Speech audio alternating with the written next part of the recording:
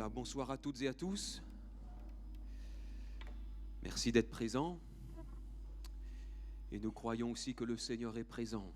Alléluia, c'est pour cela que nous sommes venus dans ce lieu. À chaque fois que l'Église se rassemble, à chaque fois que le peuple de Dieu se rassemble, le Seigneur, il est là aussi. Alléluia. Il veut encore œuvrer, il veut encore agir, il veut encore se manifester. Et durant encore cette semaine, nous croyons que le Seigneur a bien des choses à déposer dans chaque cœur et dans chaque vie, pour ne pas dire, frères et sœurs, dans chaque foyer. Amen. Est-ce que tu crois que ton foyer peut être encore béni ce soir, demain soir, après-demain? Alléluia. Et même à l'issue de ces 4 soirées que nous allons partager ensemble, le Seigneur, il voudra encore te bénir et te bénir en abondance. Nous ouvrons donc cette semaine d'édification sur le thème qui est là, le Saint-Esprit. Ce thème a été communiqué, il a été véhiculé dans nos différents lieux de culte, que ce soit ici même, au centre, à Saint-Pierre, que ce soit à Terre-Sainte et à Basse-Terre, voire même sur les réseaux sociaux.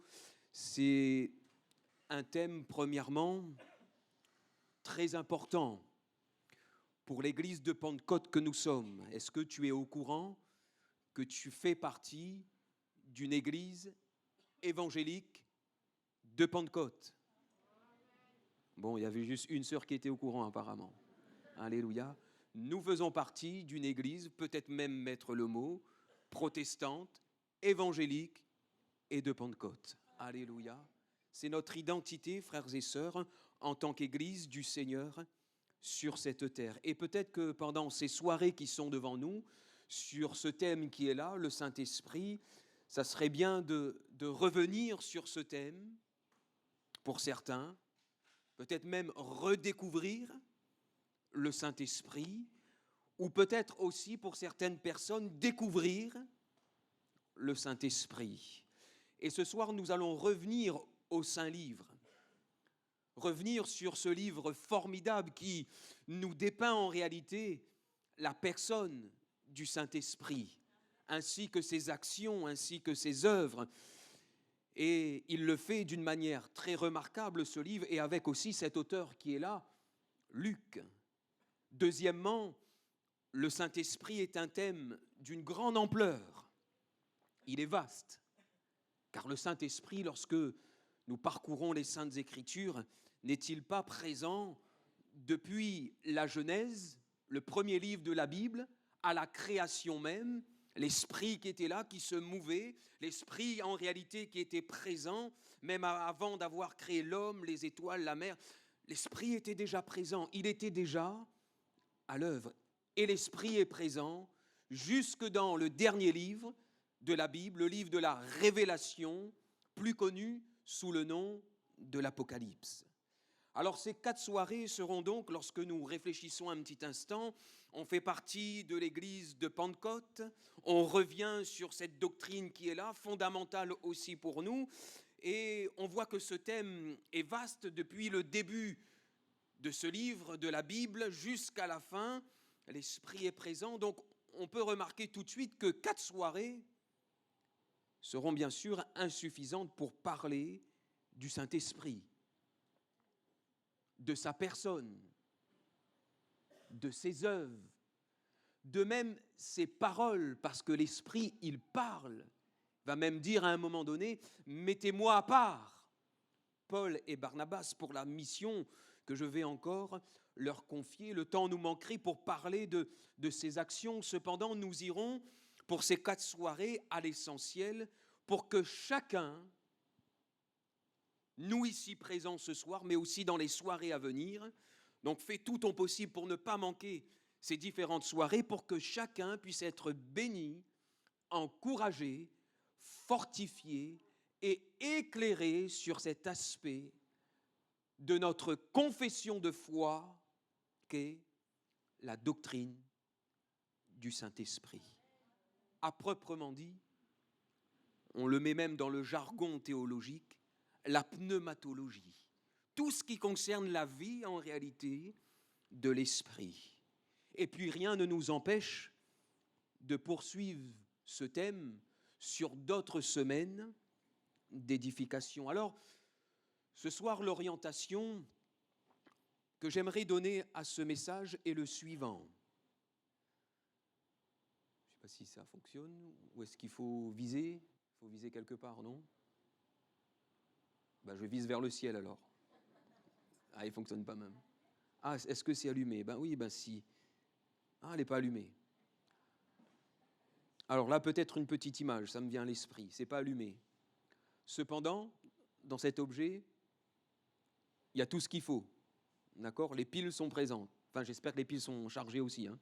Il y a de la puissance, d'accord? Il suffit juste d'allumer pour que la puissance se manifeste. Petite parenthèse, il en est de même avec l'Esprit de Dieu. Alléluia, sa puissance, elle est déjà là. Il suffit simplement d'avoir soif, d'avoir faim et de croire pour que la puissance de Dieu encore se révèle. Je ferme la parenthèse, c'est juste une petite pensée qui me traverse l'esprit lorsque j'allume cet objet qui ne fonctionnait pas. Bon, voilà, je reviens. Voilà, donc l'orientation que j'aimerais donner à ce message est le suivant, la nécessité d'expérimenter le baptême, peut-être que c'est parti un petit peu trop vite, voilà, la nécessité d'expérimenter le baptême du Saint-Esprit. Ou encore peut-être la nécessité d'expérimenter à nouveau le baptême du Saint-Esprit. Et déjà là, à l'issue de ce message, nous aurons 2 temps de prière.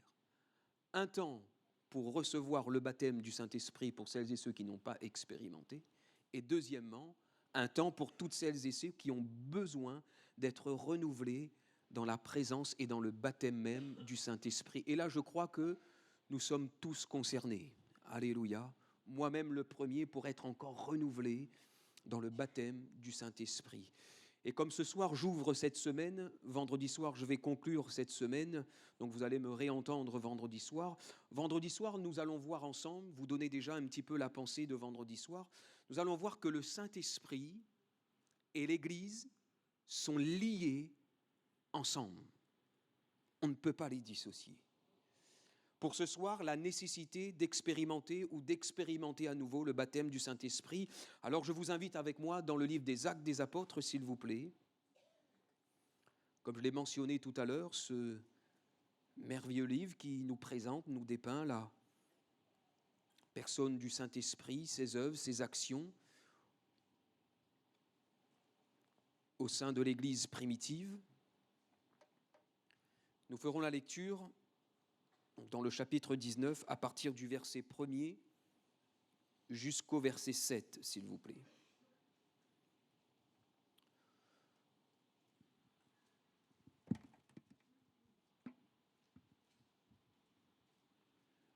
Voici ce qu'il est dit.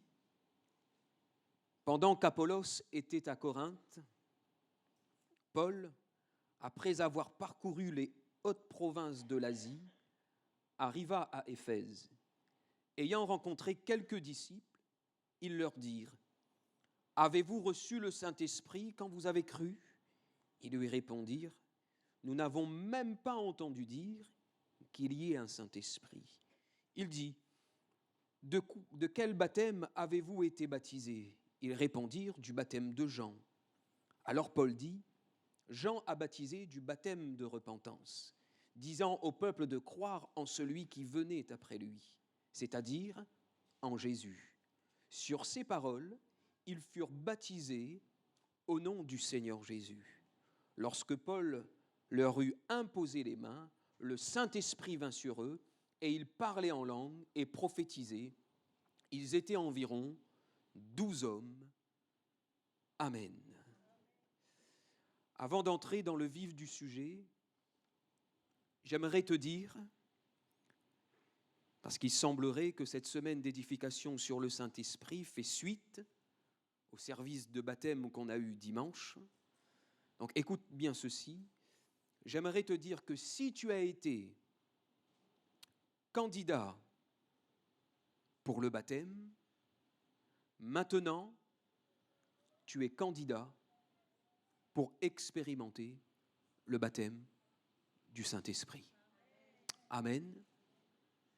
Il y a eu une expérience dans ta vie avec le Christ ressuscité, glorifié, tu as entendu sa parole, tu as donné ton cœur à Jésus, tu as expérimenté l'œuvre merveilleuse de la croix, le pardon de tes péchés, ta vie elle a été lavée, sanctifiée, purifiée.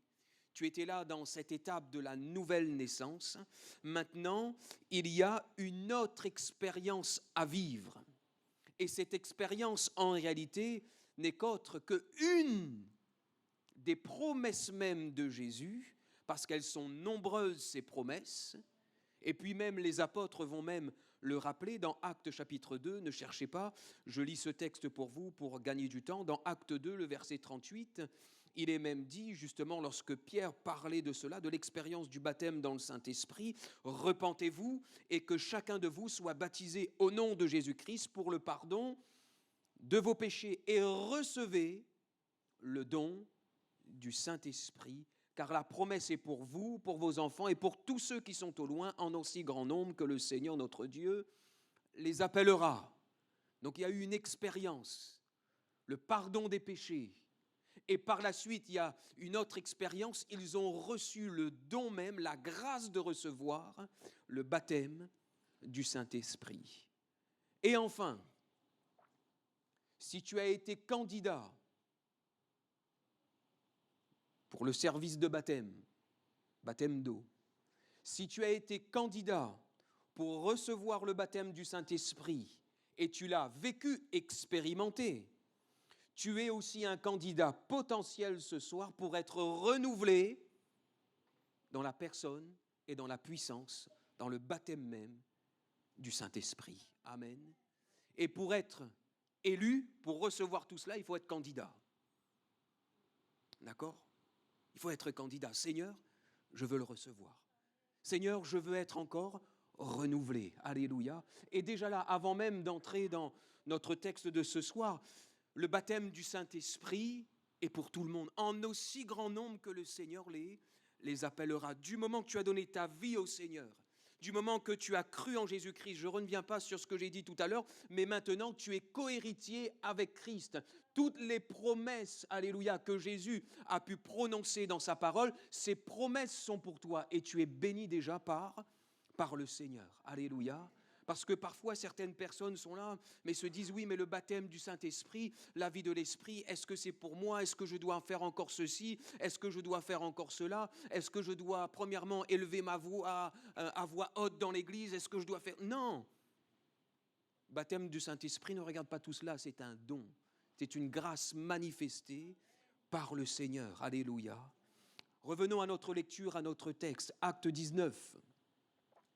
Se situe en réalité dans le 3e voyage missionnaire de l'apôtre Paul, où en réalité il effectue une seconde visite à Éphèse.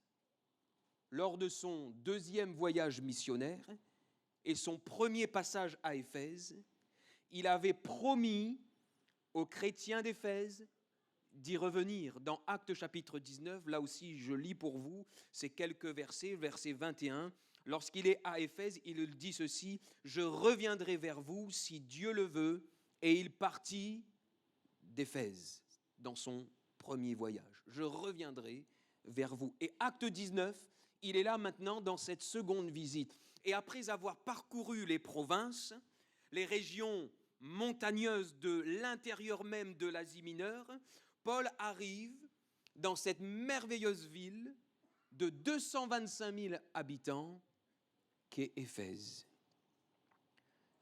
Il parcourt quelques rues, certainement, et voilà qu'il tombe, si je peux m'exprimer ainsi, comme nez à nez, avec une douzaine de disciples.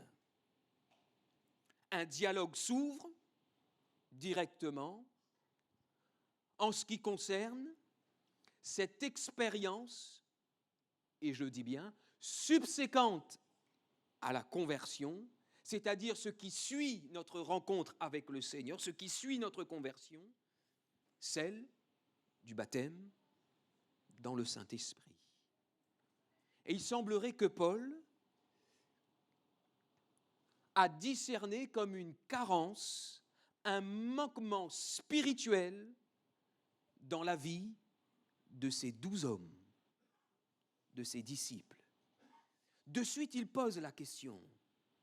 Il semblerait que lorsqu'il rencontre ces personnes qui est là, il y a quelque chose qui manque, il y a quelque chose qui ne va pas, entre guillemets, dans leur vie même spirituelle. Et il pose la question, avez-vous reçu le Saint-Esprit quand vous avez cru? Le jour de votre conversion, lorsque vous avez demandé le pardon de vos péchés, avez-vous expérimenté le baptême du Saint-Esprit? Est-ce que vous avez cru? Si vous avez cru, normalement, vous avez reçu le Saint-Esprit. Voilà ce que doit vivre tout disciple de Jésus-Christ. Et c'est en ce sens, tout à l'heure, je disais que si tu as été candidat pour passer par les eaux du baptême et tu es rentré dans ce baptistère, dans les eaux du baptême, tu es un candidat ce soir aussi pour recevoir le baptême du Saint-Esprit. Et Paul, Pierre, ils avaient enseigné cette doctrine qui était là, le fait de croire en la personne de Jésus, dans ses œuvres, dans ses actions, dans son œuvre à la croix.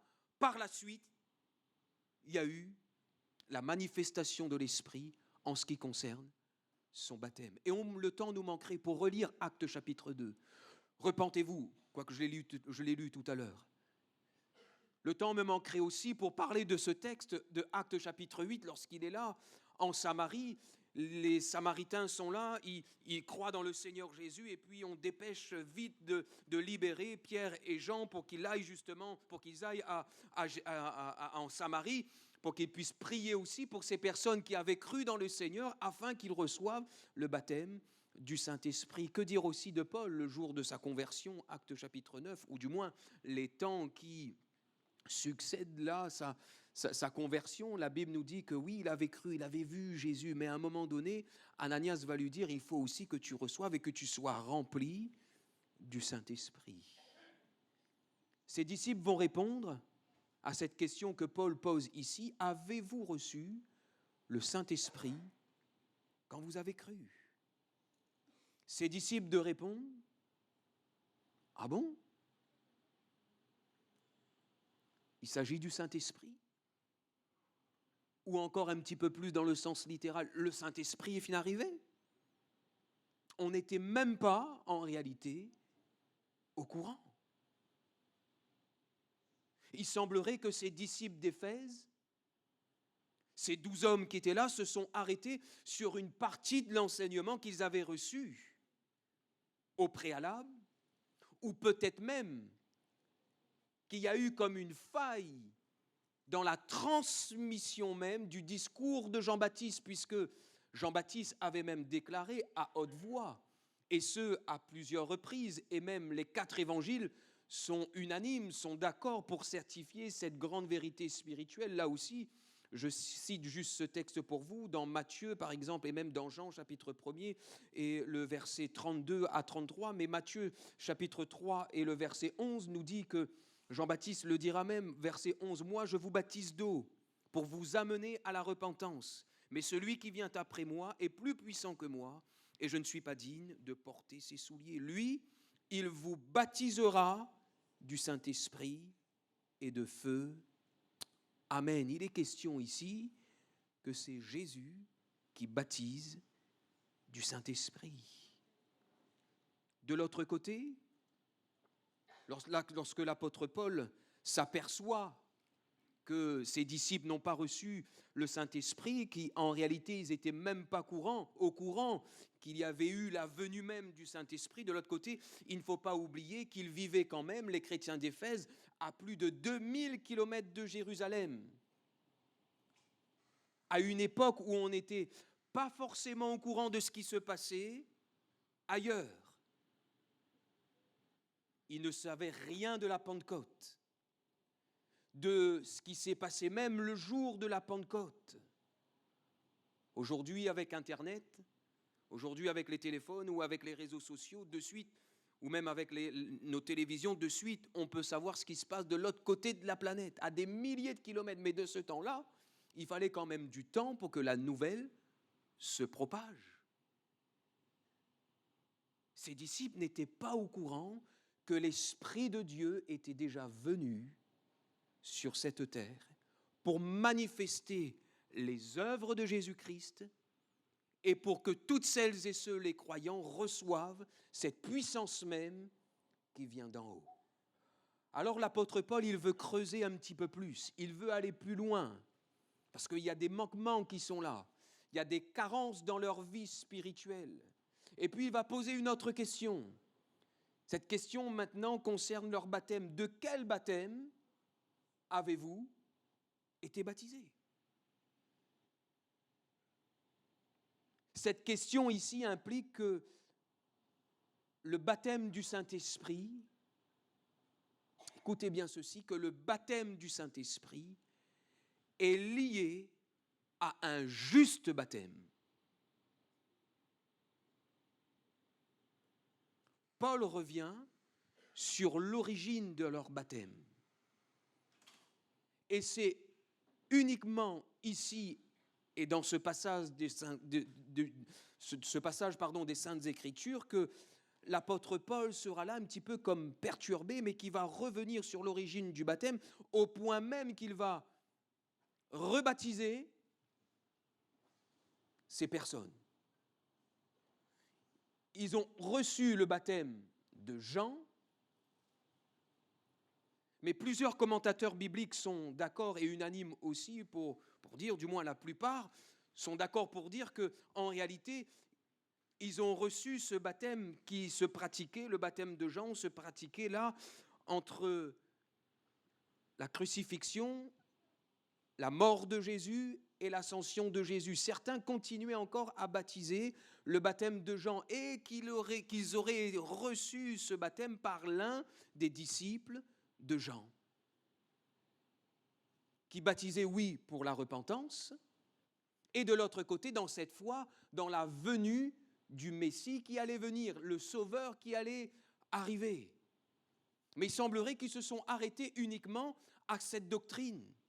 Or que le baptême selon les évangiles, le baptême selon les Saintes Écritures, le baptême même selon le Seigneur, ce qu'il a même enseigné, ce que les apôtres même vont enseigner par la suite, c'est un baptême, frères et sœurs, qui nous parle justement de repentance, qui nous parle de pardon des péchés.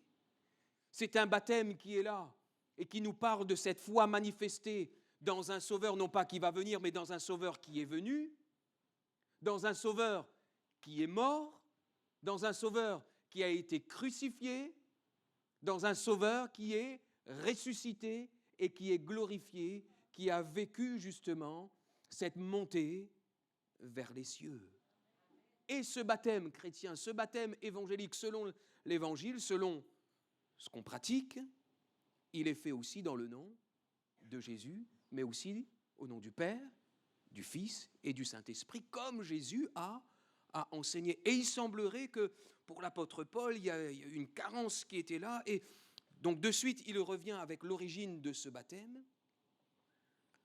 Mais je reviens ici, frères et sœurs, avec cette simple question que Paul pose, de quel baptême avez-vous été baptisés ? Peut-être même une question pour quelqu'un ce soir. Quel baptême as-tu reçu après ta conversion ? Parce qu'il semblerait que ce baptême pratiqué au nom du Père, du Fils et du Saint-Esprit, avec ces points que je viens encore d'énumérer, qui font partie de notre confession de foi, est étroitement lié avec ce qui suit, le baptême même du Saint-Esprit. Et le texte nous dit que sur ces paroles, ils furent baptisés au nom du Seigneur Jésus. Lorsque Paul, par la suite, leur impose les mains, ce n'est que par la suite que Paul va aller plus loin avec eux, leur montrer maintenant le cheminement. Il faut encore aller plus loin. Maintenant, je vais prier pour vous, je vais vous imposer les mains. Et lorsqu'il impose les mains, qu'est-ce qui se passe ? Ils reçoivent le baptême du Saint-Esprit, l'Esprit vint sur eux et ils se mirent à parler en d'autres langues et ils ont même prophétisé. Alléluia. Le baptême du Saint-Esprit a été comme visible sur ces personnes. Et le baptême du Saint-Esprit, cette nécessité qui est là, qui est pour nous, elle sera visible d'une manière ou d'une autre. Mais souvent, et d'après les Saintes Écritures, lorsqu'une personne est remplie, baptisée dans le Saint-Esprit, non pas que la personne, elle est là et ne comprend plus rien de ce qui se passe, elle est là, elle est toujours consciente, elle est toujours sur ses deux jambes, elle est toujours peut-être assise, mais jamais le baptême du Saint-Esprit va nous faire entrer dans une transe ou quoi que ce soit. Non, on reste maître de nos pensées, de notre corps qui est là. Pourquoi ? Parce que le Saint-Esprit aussi, il est là et puis nous permet aussi de garder notre corps. C'est un Dieu d'ordre, c'est un Dieu qui est là dans la bienséance. Et ces personnes de l'autre côté vont se mettre à parler en d'autres langues. C'est visible, c'est audible, ça s'entend. Et à chaque fois qu'il y a eu un baptême dans le Saint-Esprit, dans le livre des Actes des Apôtres, à chaque fois il y a eu la manifestation du parler en langue.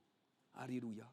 Et c'est une nécessité pour nous, ce soir encore, ou peut-être même pour quelqu'un, d'être rempli du Saint-Esprit. C'est une nécessité. Ce n'est pas une option de la vie chrétienne qui est là. Non, c'est primordial.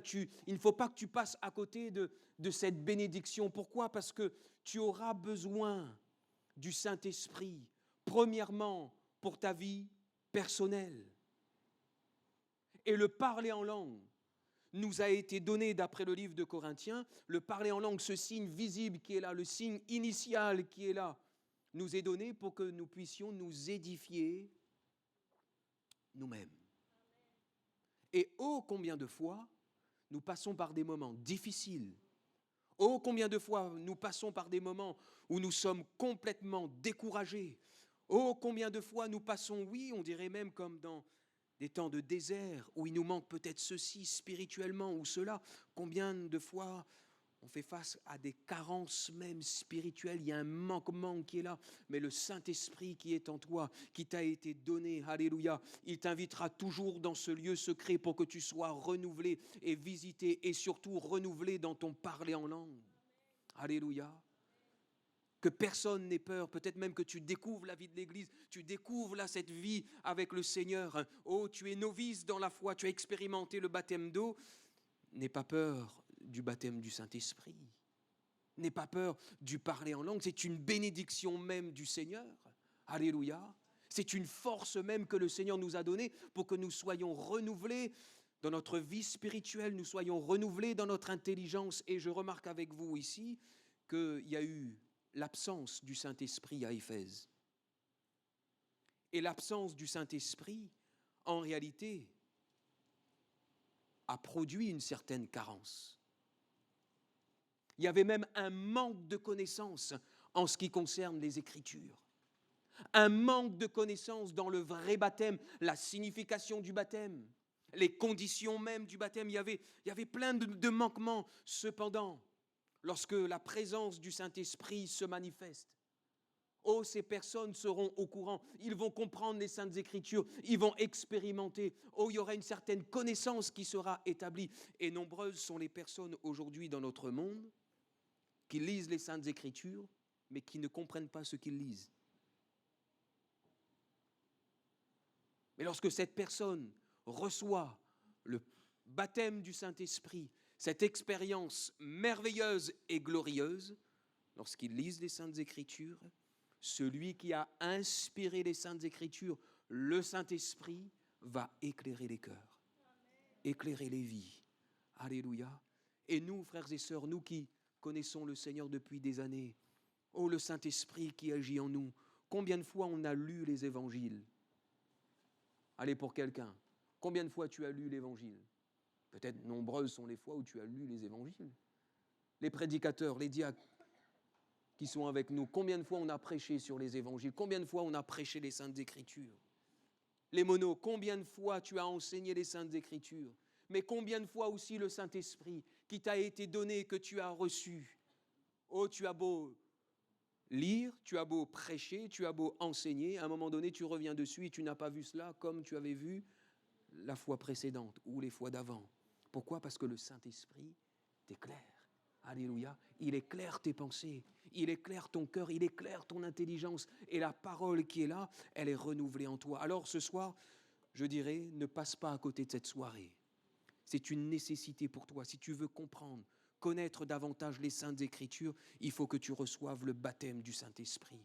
Si tu as besoin d'aller plus loin, tu as besoin de recevoir ce baptême du Saint-Esprit, le parler en langue qui sera là pour t'édifier toi-même, et les autres aussi pourront aussi être édifiés, parce que lorsque le Saint-Esprit voudra agir, puisqu'il agit comme il veut, quand il veut et où il veut, s'il a décidé qu'un dimanche matin ou dans une soirée, de t'utiliser pour un parler en langue, il va t'utiliser.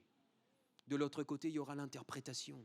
Et les autres seront édifiés par le parler en langue que tu auras prononcé même dans l'Église. Ne passons pas, frères et sœurs, surtout dans ces temps de la fin, surtout mes frères, mes sœurs qui viennent d'expérimenter ce baptême d'eau, que ce soit dimanche ou les baptêmes qui ont précédé. Peut-être même que ça fait quelques années que tu es passé dans ce baptistère, tu as reçu le baptême d'eau, mais peut-être que ça fait des années que tu as vécu cela, mais que tu n'es pas baptisé du Saint-Esprit. Connu même des personnes, au bout de 20 ans de conversion, ils n'avaient pas reçu le baptême du Saint-Esprit. Un manquement. Il va manquer quelque chose, tôt ou tard, il va manquer quelque chose. Et puis, je termine avec cela, les disciples eux-mêmes. Et d'ailleurs, Paul ne voulait pas que ses disciples aillent plus loin, ses 12 aillent plus loin. Non, il fallait absolument qu'ils reçoivent le baptême du Saint-Esprit. C'était une nécessité. Et les disciples, eux, ils avaient compris aussi cela. Ils n'ont pas commencé leur ministère, l'exercice de le ministère, avant même d'expérimenter le baptême du Saint-Esprit. Pourtant, de l'expérience, ils en avaient. En 3 ans de temps avec Jésus, ils ont pu acquérir une certaine expérience quand même. Oui ou non? C'était Jésus quand même, Ils ont eu quand même une certaine formation. Et avec quel pédagogue? Le plus grand des pédagogues, Jésus, le Fils de Dieu. Cependant, ils ont écouté ce qu'il a dit. Ils ne se sont pas dit, nous, on a fait l'expérience déjà, nous connaissons la guérison, nous connaissons que Jésus est capable de nous connaissons la puissance du Saint-Esprit en Jésus-Christ. Nous avons vu cela. Donc, en réalité, non. Ils ne se sont même pas basés sur leur formation qui était là initiale, non. Ils sont restés dans la chambre haute, comme Jésus avait dit, pour recevoir cette puissance qui venait d'en haut. Ils avaient conscience qu'il fallait être équipés pour témoigner. Dans le témoignage, tu auras besoin du Saint-Esprit. Tu auras besoin du baptême du Saint-Esprit et encore besoin du baptême du Saint-Esprit, être renouvelé dans la vie de l'Esprit pour témoigner. Tu en auras besoin. Combien de fois peut-être tu sentais dans ton cœur, parce que l'Esprit est déjà là, mais tu n'as pas vécu encore là ce baptême, être immergé, plongé dans la vie de l'Esprit, avec le parler en langue. Combien de fois tu es là de ce côté, tu es croyant, le Saint-Esprit est déjà là, puisque c'est l'Esprit de Dieu qui t'a convaincu de péché, de justice, de jugement, et combien de fois le Saint-Esprit a mis sur ton cœur de parler à quelqu'un, et puis tu étais là. Ta bouche même est restée comme fermée, parce que tu étais timide. Mais la Bible nous dit, ce n'est pas un esprit de timidité que le Seigneur nous a donné. Qu'est-ce qu'il nous a donné? Un esprit de force, d'amour et de sagesse. Vous recevrez une puissance et vous serez mes témoins. C'est sûr qu'il faut parler de Jésus avec sagesse. Mais lorsque toutes les conditions sont réunies pour parler de Jésus, la sagesse qui est là, on saute sur l'occasion et on parle du Seigneur, alléluia. Parfois même on oublie un petit peu ce qui est autour. Et il m'est arrivé, frères et sœurs, je ne dirais pas forcément puisque c'est enregistré, c'est sur les réseaux sociaux par la suite, mais combien de fois il m'est arrivé, lorsque j'étais en métropole, les conditions n'étaient pas forcément réunies, le cadre n'était pas forcément adéquat. Mais je me souviens qu'un jour, j'ai pu parler avec une de mes supérieures. Les conditions n'étaient pas réunies autour, mais c'était le temps de Dieu pour qu'elle entende le message de l'Évangile. Et j'ai pu simplement témoigner de l'amour de Jésus, simplement témoigner de ce que Jésus pouvait faire encore pour elle, dans sa maison. Et puis à un moment donné, elle me regarde, Et elle me dit ceci, Nicolas, ça fait longtemps que mon frère me parle de Jésus, de ce que tu me parles.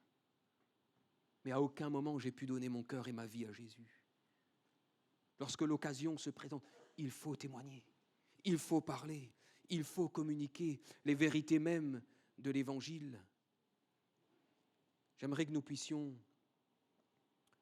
nous courber quelques instants puisque le temps presse, le temps passe.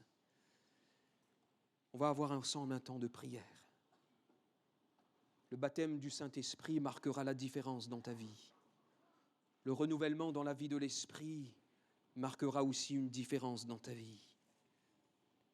Peut-être même juste mentionner ceci alors que nos yeux sont fermés. Le baptême, la vie de l'Esprit en toi, fera en sorte que tu vas être différent des autres. Le baptême du Saint-Esprit en toi va toujours te ramener vers la personne de Jésus et le comportement que Jésus a eu. Alléluia. Je l'ai mis comme cela entre guillemets, ton style de vie va changer, ton comportement va changer, tes paroles vont changer au fur et à mesure. Alléluia. Puisque le Saint-Esprit sera là, il sera à l'œuvre, il va toujours te conduire dans la vérité, il sera toujours à tes côtés. Alors ce soir, nous allons prier le Seigneur pour que plusieurs puissent recevoir le baptême du Saint-Esprit. Alléluia.